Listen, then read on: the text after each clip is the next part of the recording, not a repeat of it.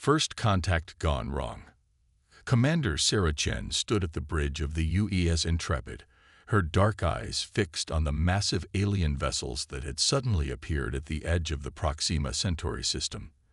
The ships were beautiful in their own way, organic curves of some iridescent material that seemed to shift colors in the starlight. But their weapon ports were unmistakable, and their formation was clearly military. "Analysis, Lieutenant Rodriguez?" she asked, keeping her voice steady despite the tension knotting in her stomach.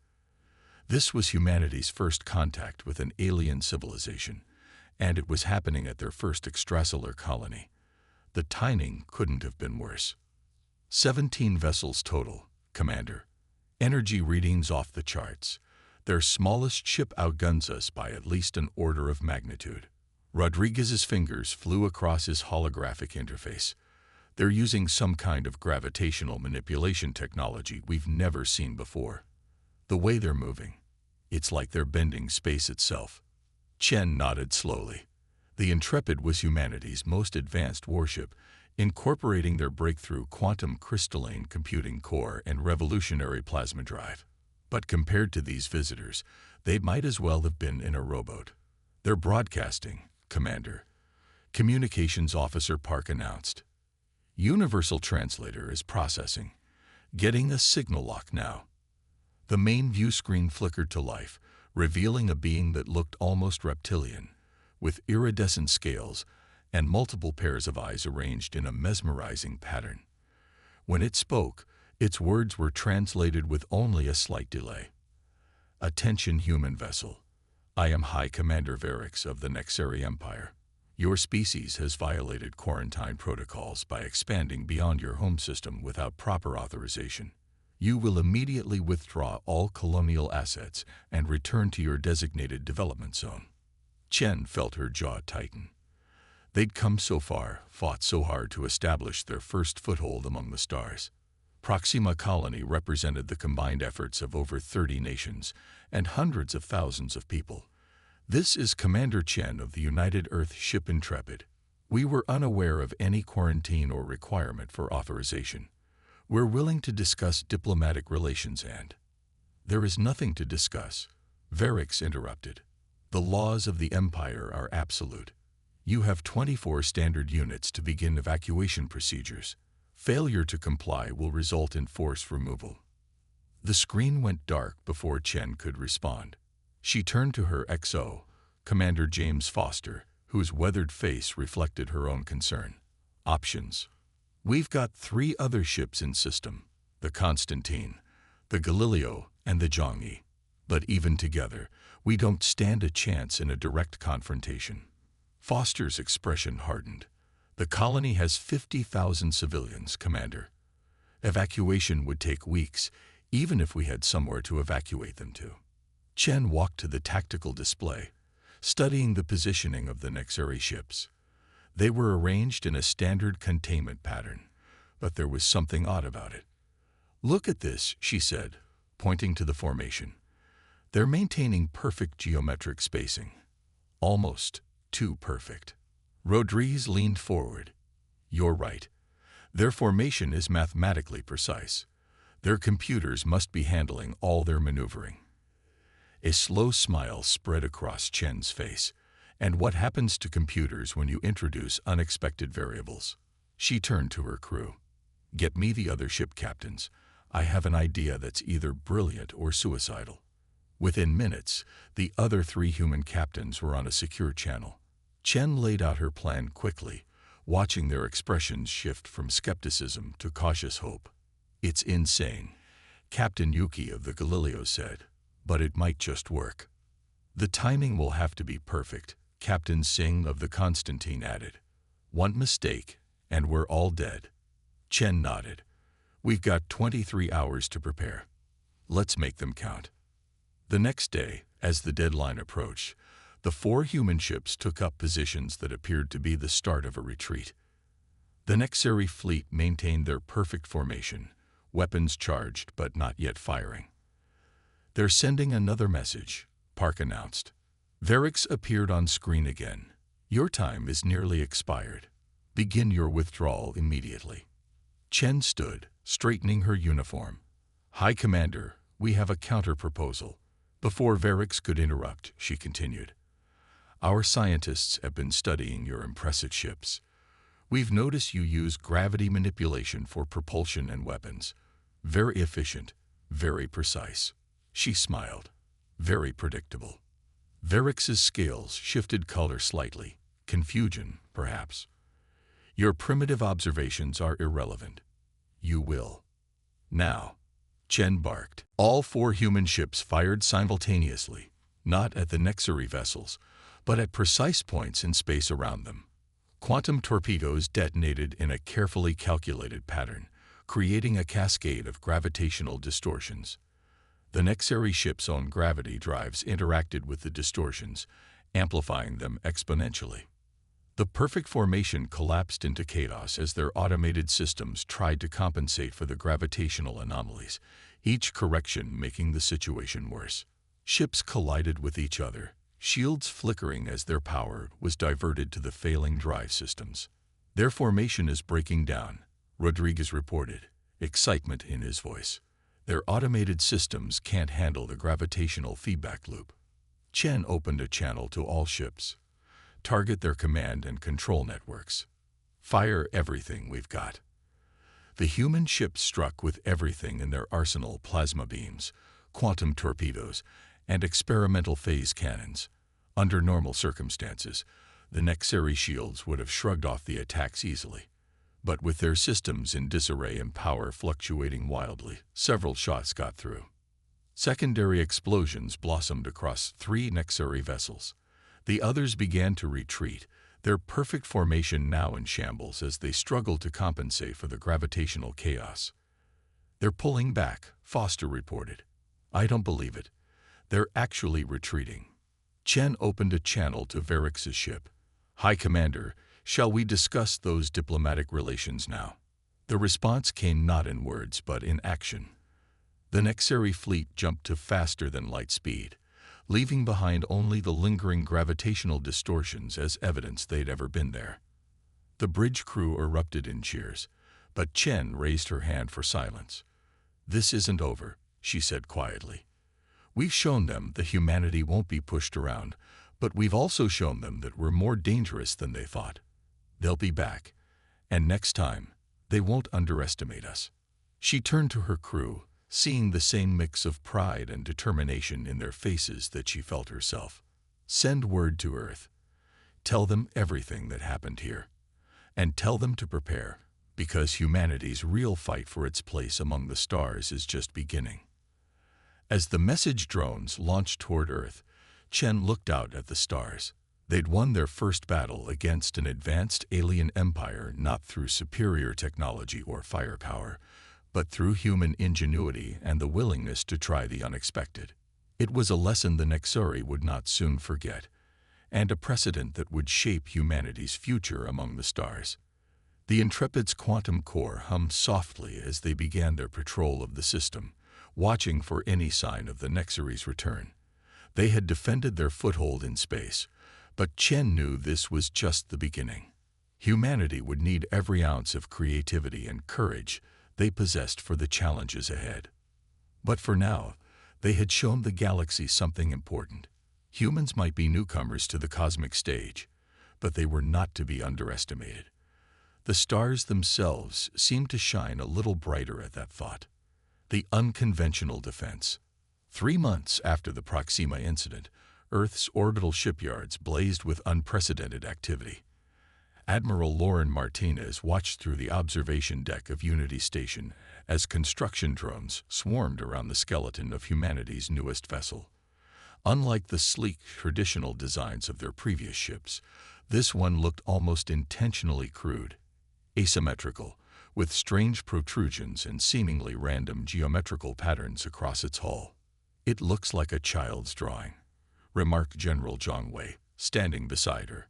"The Nexari will think we've lost our minds." Martinez smiled. "That's exactly what we want them to think. Dr. Patel, would you explain the concept?" The chief engineer stepped forward, her dark eyes gleaming with enthusiasm. "We're calling it Project Chaos Theory. Everything about this ship defies conventional space combat logic. The asymmetrical design isn't just for show. It's part of our new defensive strategy. She gestured to the holographic display showing the ship's internal systems. The Nexari rely on predictive algorithms and perfect geometric formations. Their entire military doctrine is built around mathematical precision. So we're building ships that are deliberately unpredictable. Quantum uncertainty drives, probabilistic shield harmonics, and hull geometries that scatter sensor readings in impossible patterns. And the protrusions? Zhang asked, pointing to the strange appendages jutting from the ship's hull. Quantum foam manipulators, Paddle replied. They don't just bend space. They make it dance. When activated, they create localized areas where the normal laws of physics become suggestions rather than rules. The Nexari's gravity-based weapons and drives won't just be ineffective. They'll be dangerous to use. Martinez turned as the station's AI announced new arrivals. Commander Chen and her command crew from the Intrepid entered the observation deck, their expressions a mix of exhaustion and determination. They'd spent the last 3 months running combat simulations and helping design countermeasures based on their experience with the Nexari. Commander, Martinez greeted them. Your thoughts on the new design? Chen studied the construction through the window. It's perfect. The Nexari think in straight lines and perfect curves. We need to show them that humanity's strength lies in our ability to embrace chaos, to thrive in uncertainty. She paused, her expression growing serious. We've intercepted long-range communications. They're coming back, and they're bringing a full battle fleet. The room fell silent as the implications sank in. The first encounter had been with a mere patrol group. A full battle fleet would be exponentially more powerful. How long? Zhang asked. 2 weeks, maybe less, Chen replied. But we got something they don't expect. Show them, Dr. Patel. The engineer nodded and expanded the holographic display. We've been studying the quantum crystalline computing core from the Intrepid. It was already revolutionary, but we've discovered something extraordinary. When exposed to the quantum foam fluctuations generated by our new drives, it develops emergent properties. Meaning? Martinez prompted. Meaning it starts thinking in ways that shouldn't be possible. The cores become unpredictable, creative, almost intuitive. They don't just process information. They dream up solutions that no human or conventional AI would consider. Each ship will be unique, its responses impossible to predict or counter. Martinez watched as construction drones attached another seemingly random protrusion to the ship's hull. How many will be ready in time? 5, Patel answered. Not as many as we'd like, but each one is worth a dozen conventional vessels. We're calling them the Chaos-class ships. This first one is the UES Murphy's Law. Chen smiled at the name. How appropriate. Because anything that can go wrong for the Nexari will go wrong. Over the next 2 weeks, the shipyards worked at a frenzied pace. The 5 Chaos-class ships took shape. Murphy's Law, Butterfly Effect, Strange Attractor, Quantum Paradox, and Heisenberg's Revenge. Each was slightly different, their anomalies and asymmetries unique, like siblings who shared a family resemblance but not identical features. The crews trained relentlessly, learning to work with ships that behaved more like living organisms than machines. The quantum cores developed distinct personalities. Murphy's Law became known for its seemingly precognitive ability to be in the right place at the wrong time for its enemies. Butterfly Effect specialized in creating cascading chain reactions that turned minor tactical advantages into major strategic victories. As the deadline approached, Martinez stood on the bridge of Murphy's Law, now her flagship. The 5 Chaos-class ships hung in high orbit around Earth, surrounded by the remainder of humanity's conventional fleet. Long-range sensors had detected the Nexari battle fleet entering the solar system. Over 30 ships, each larger and more powerful than the ones they'd encountered at Proxima Centauri. All ships, battle stations, Martinez ordered. Chaos Squadron, initiate quantum foam generators. Let's show them what happens when they try to impose order on humanity's inherent chaos. The ship's quantum core hummed to life, its calculations spinning out possibilities that existed somewhere between mathematics and dreams. Around them, space itself began to ripple and twist as the quantum foam manipulators activated. Standard sensors became unreliable, showing phantom readings and impossible geometries. "Admiral," her tactical officer called out, "the Nexeri fleet has entered the outer system. They're maintaining their standard geometric formation." Martinez smiled. They hadn't learned. They couldn't learn. It wasn't in their nature to abandon their precise, predictable patterns. That would be their undoing. "Send them a message," she ordered. "Tell them humanity welcomes the opportunity to continue our previous discussion about quarantine zones and proper authorization." She paused, then added, "And inform them that we've made some improvements to our ships since our last meeting. We do hope they're prepared for a somewhat chaotic encounter." As the message was transmitted, Martinez watched the Nexeri fleet approach on the tactical display. They were about to learn that humanity's greatest weapon wasn't technology or firepower. It was their ability to embrace uncertainty, to find strength in randomness, and to turn their apparent technological disadvantage into an asset that no amount of advanced alien technology could counter. The battle for Earth was about to begin, and chaos itself was on humanity's side. Operation Thunderstrike. The Nexeri battle fleet emerged from faster-than-light travel in perfect formation, their 32 ships arranged in a geometric pattern that would have made a mathematician weep with joy. Their massive flagship, nearly the size of a small moon, pulsed with ethereal energy as it led the advance toward Earth. Admiral Martinez watched from Murphy's Law's bridge as the enemy fleet approached. The holographic tactical display showed their formation in crisp detail, at least for now. Once the chaos drives engaged, conventional sensors would become almost useless. They're broadcasting. Lieutenant Santos reported from communications. "High Commander Verix again." The alien commander appeared on screen, his scale patterns shifting in what Martinez had learned to recognize as barely contained rage. "You were warned.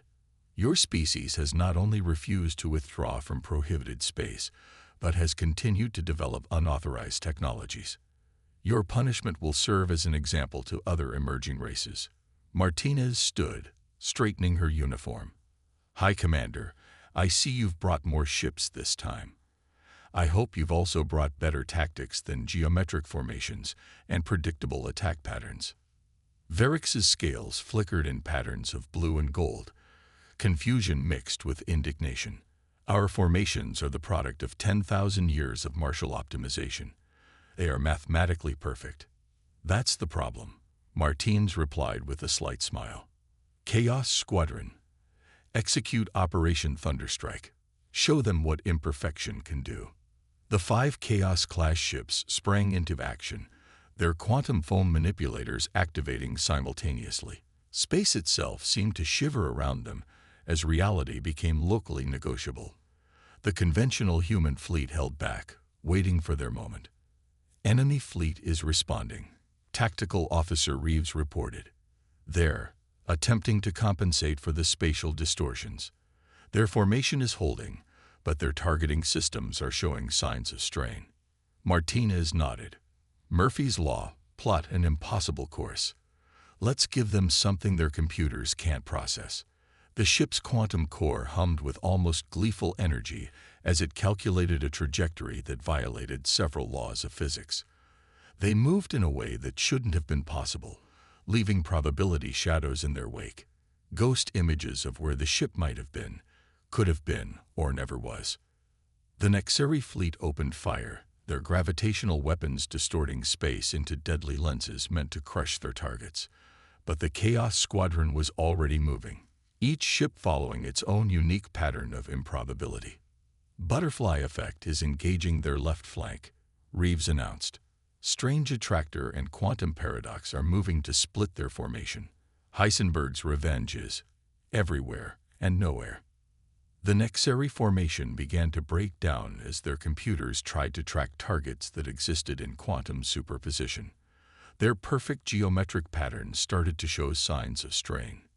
Now, Martinez ordered, full-spectrum chaos cascade. All 5 human ships activated their secondary systems simultaneously. The quantum foam manipulators went into overdrive, creating a web of intersecting probability fields. Space itself began to fold and unfold in patterns that made the eyes hurt to watch. The effect on the Nexari fleet was immediate and devastating. Ships that relied on precise gravitational control suddenly found themselves in regions where gravity misbehaved. Weapons that needed exact spatial coordinates tried to target vessels that were probabilistically smeared across multiple locations. Their flagship is attempting to coordinate a response, Santos reported. But their command and control network is breaking down. They can't maintain quantum coherence through our probability fields. Martinez watched as the mighty Nexari fleet began to fall into disarray. Ships fired at phantom targets or found their own gravity drives working against them. The mathematical precision they relied on had become their greatest weakness. Conventional fleet, begin attack pattern Delta, she ordered. The rest of Earth's ships moved in, their more traditional weapons striking at Nexari vessels struggling to cope with the chaos. Admiral, Reeves called out suddenly. The enemy flagship. They're doing something with their main drive system. Energy readings are off the charts. Martinez leaned forward, studying the readings. The Nexari flagship was attempting to generate some kind of massive gravitational pulse, probably hoping to clear the quantum distortions and restore order to space. They never learn, she muttered. All ships, execute Protocol 0. Let's show them what happens when you try to impose order on chaos. The Chaos Squadron responded instantly, their quantum foam manipulators synchronizing in a way that should have been impossible. They created a deliberate pattern of interference that would interact with the Nexari pulse in precisely the wrong way. The flagship fired its gravitational pulse. For a moment, space seemed to crystallize around them as the Nexari tried to force reality back into orderly patterns. But the human ship's quantum field interference transformed the pulse into something else entirely. Reality shuddered. The pulse reflected, refracted, and multiplied through the quantum foam, creating a cascade of gravitational eddies that swept through the Nexari fleet like a tsunami through paper boats. Ships spun wildly as their gravity drives malfunctioned. Some vanished into probabilistic eddies, reappearing seconds later with their hull geometries subtly wrong. Their fleet cohesion is completely broken, Reeves reported, unable to keep the awe from his voice. Multiple ships are reporting critical system failures. The flagship's main drive is going critical. All ships, clear the area, Martinez ordered. Let them retreat if they choose to. The Nexari didn't need to be told twice. Ships began jumping to FTL in 1s and 2s, abandoning their perfect formation in favor of survival. The flagship, its hull now twisted into shapes that hurt the mind to look at, was one of the last to flee. As the last enemy ship disappeared, a cheer went up from the bridge crew. But Martinez remained focused on the tactical display, watching the quantum distortions slowly fade. Send word to Earth, she ordered.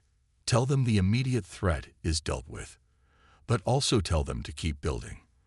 The Nexari will be back, and next time they'll try to find a way to counter our chaos technology. She smiled slightly. Of course, by then, we'll have something even more unpredictable waiting for them. Humanity's greatest strength isn't our technology. It's our ability to keep our enemies guessing. As the fleet regrouped and damage reports came in, Martinez watched Earth shining blue and peaceful below them. They had won their first major battle against the Nexari Empire not through superior firepower or advanced technology, but by embracing what made humans unique, their ability to think creatively, to defy conventions, and to find strength in unpredictability. The stars seemed to twinkle more chaotically than usual, as if in approval of humanity's unconventional victory. The tables turn. In the aftermath of Operation Thunderstrike, the Nexari Empire faced something they hadn't encountered in millennia. Failure. Deep within their central command structure, High Commander Varric stood before the Imperial Council, His scales dulled with shame as holographic displays showed the battle's outcome. Impossible, Grand Executor Merrick's hissed, all four eyes fixed on the replay of human ships moving in ways that defied prediction. How can such a primitive species have developed technology that counters our gravitic mastery? That is the problem. Most elevated one, Varix replied. They haven't developed superior technology at all. They've developed inferior technology that somehow works better than ours. Our sensors indicate their ships are crude. Their computing systems barely qualify as quantum capable, and their understanding of gravitics is elementary at best. Yet they defeated our primary battle fleet, another counselor observed. Because they've done something we never considered, Varix admitted. They'd weaponized uncertainty itself. Meanwhile, aboard the UES Murphy's Law, Admiral Martinez was dealing with an unexpected problem of her own. The quantum cores of the Chaos-class ships had begun exhibiting new behaviors following the battle. Dr. Paddle stood before her, excitement barely contained. They're evolving, Paddle explained, gesturing to complex data streams. The quantum foam exposure during the battle has caused the cores to develop new computational patterns. They're not just calculating possibilities anymore. They're dreaming them into existence. Martinez frowned. Is it dangerous? Quite the opposite. They're becoming more efficient, more creative. Murphy's Law's core has started generating tactical solutions to problems we haven't even encountered yet. Butterfly effect can now create causality cascades that reshape probability itself. And Heisenberg's revenge. She paused, shaking her head in wonder. Well, we're not entirely sure where it is half the time, but it's always exactly where it needs to be when we need it. Admiral, her tactical officer interrupted. Long-range sensors are detecting something odd at the edge of the system. You need to see this. The main screen showed a strange distortion approaching. Not a Nexuri fleet, but something else. As they watched, a single ship emerged from the distortion. Its design was unlike anything they'd seen before, combining organic curves with crystalline structures in a way that seemed to shift and change as they watched. We're being hailed, communications reported. It's claiming to be a Nexuri ship, but not military. Some kind of scientific vessel. The image that appeared on screen showed a Nexari, but unlike any they'd seen before. This one's scales displayed patterns of green and silver, colors they'd never observed in military commanders. I am Science Director Nexel of the Imperial Research Division, the alien announced. I come seeking dialogue, not conflict. Your species has demonstrated something that challenges everything we thought we knew about technological development. We wish to understand. Martinez exchanged glances with her officers before responding. You'll forgive us if we're skeptical, Director. Your military wasn't interested in dialogue. The military follows old patterns, Nexel replied, her scales shifting in what might have been amusement.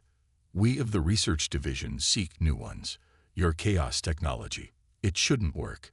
It violates dozens of established principles. Yet not only does it works better than our mathematically perfect systems.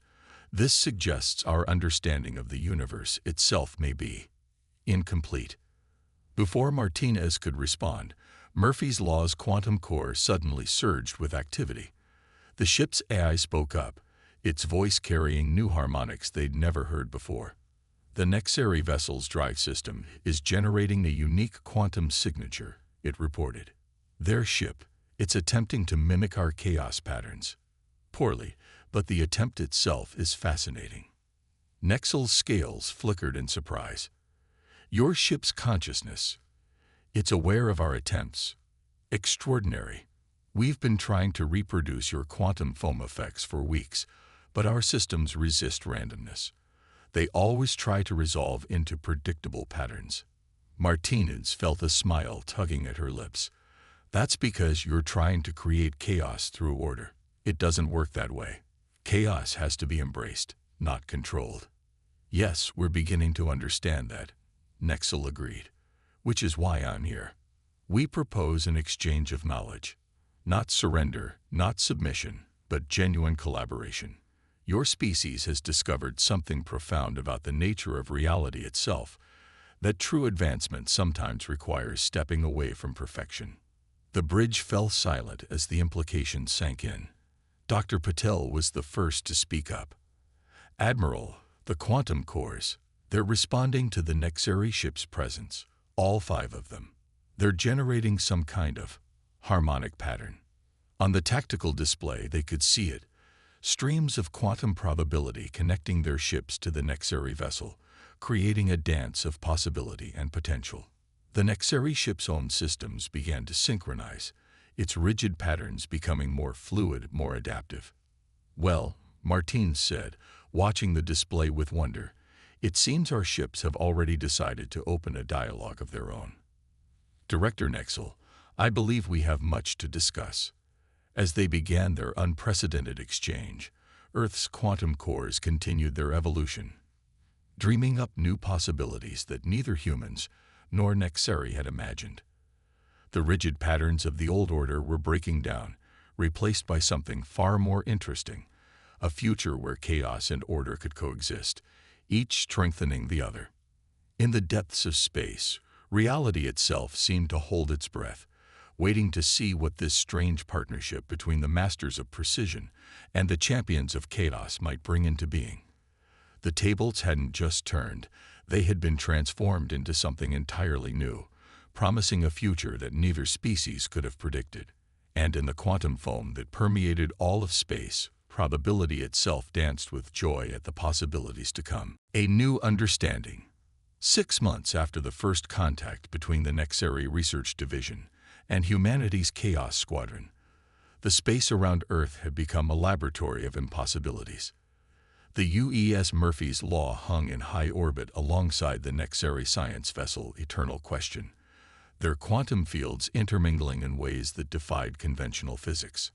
Admiral Martinez stood in the newly constructed quantum integration chamber aboard Murphy's Law, watching as Dr. Patel and Science Director Nexel worked together at a console that merged human intuition with Nexari precision. The chamber itself was a testament to their collaboration. Its walls rippled with quantum probability patterns, while Nexari crystalline matrices provided structure to the chaos.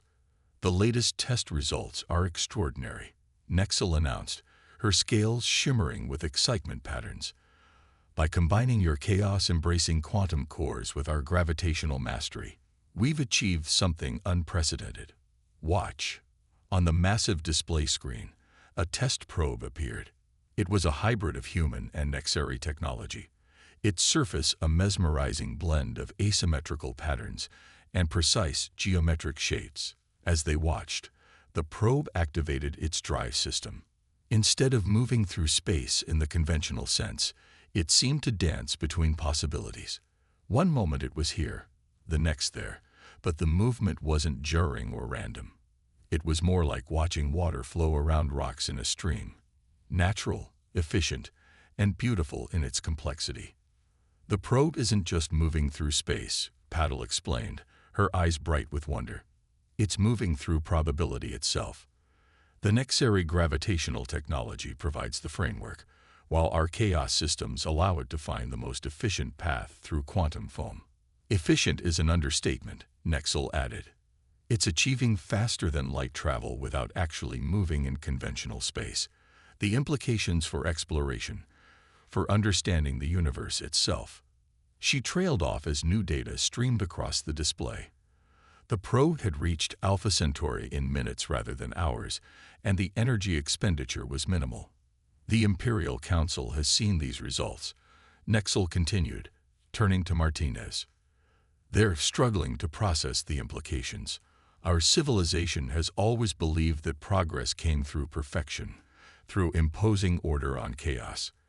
The idea that chaos itself might be a path to greater understanding. It challenges 10,000 years of doctrine." Martinez nodded. "Change is never easy, but the evidence is undeniable. Together, we're achieving things neither of our species could have managed alone." The ship's quantum core hummed in agreement, its consciousness having evolved far beyond its original parameters. All 5 Chaos-class ships had developed unique personalities and capabilities, but they remained fundamentally human in their approach to problem-solving, embracing uncertainty as an ally rather than an enemy. "There's more," Paddle said, pulling up another set of readings. "The quantum field integration isn't just affecting our technology. It's beginning to influence how both our species think. The Nexari scientists are showing increased comfort with probabilistic thinking, while our human crews are developing a deeper intuitive understanding of complex mathematical patterns. Evolution through cooperation," Nexel mused, her scales shifting through thoughtful patterns. "Perhaps this is why the universe led our species to meet, not for conflict, but for synthesis." A sudden alert drew their attention. The quantum cores of all 5 Chaos-class ships had synchronized, something they'd never done before. Through their shared quantum field, they were projecting something. The chamber's display filled with an image that took their breath away. It showed the galaxy, but not as they'd ever seen it before. Quantum probability lines connected everything, revealing patterns within patterns, a dance of chaos and order that held the universe together. "They're showing us the true nature of space-time," Nexel whispered, her scales barely able to maintain coherent patterns in her awe. "It's not rigid or chaotic. It's both, working together in perfect imperfection." Martine studied the display, understanding dawning in her eyes. "This is why your quarantine of emerging species was ultimately flawed.